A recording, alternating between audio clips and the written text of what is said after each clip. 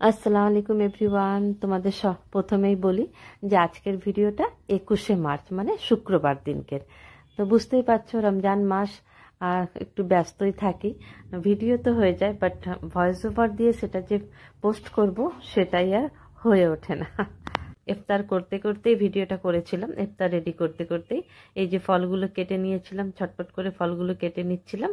ফল কাটা হয়ে গেছিলো, এই দেখো অল্প করেই কেটেছি, একদম আর কেউ খাওয়া দাওয়া করতে পারছে না। মানে সব ফল নষ্ট হয়ে যায়, খাবার নষ্ট হয়ে যাচ্ছে, বেশি হয়ে যাচ্ছে আর কি।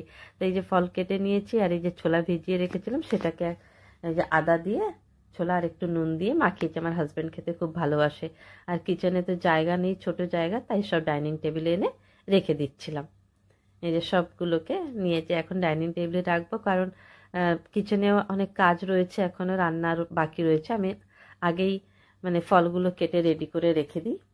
এই যে ফলগুলো সব নিয়ে এসে ফ্রুটসগুলো রেখে দিয়েছি ডাইনিং টেবিলে, তোমরা দেখতে পাচ্ছ। আর এবার এই যে শরবতের চিনি ভেজাতে যাব, তখন দেখি কৌটোতে চিনি শেষ। তো এই যে চিনিগুলো ঢেলে নিচ্ছি, তার মধ্যে ঢালতে ঢালতে কিছুটা দেখো আবার পড়ে গেছে।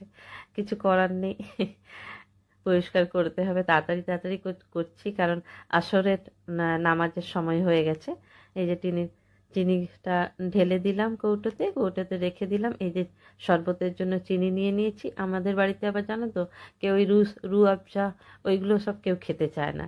লেমন মানে পাতি লেবুর শরবত যেটা, ওটা সবাই খুব খেতে ভালোবাসে। তাই প্রায় দিনই পাতি লেবুর শরবতই আমাদের করতে হয়। মাঝে মাঝে অন্য ডিফারেন্ট একটু করি আর কি। তো এই যে লেবু দিয়ে শরবতটা ভিজিয়ে দিয়েছিলাম, আর এই যে ছেলে এই দইটা খেতে খুব ভালোবাসে, তাই ওর জন্য ফ্রিজ থেকে বার করে রাখলাম। আর সঙ্গে রয়েছে তোমার ওই আমুলের যে এটা হয় না, কি বলে ওটাকে, ঘোল, হ্যাঁ ওইটা। আর এই যে শরবতটা হয়ে গেছে, আমি জারে ঢেলে নিচ্ছিলাম।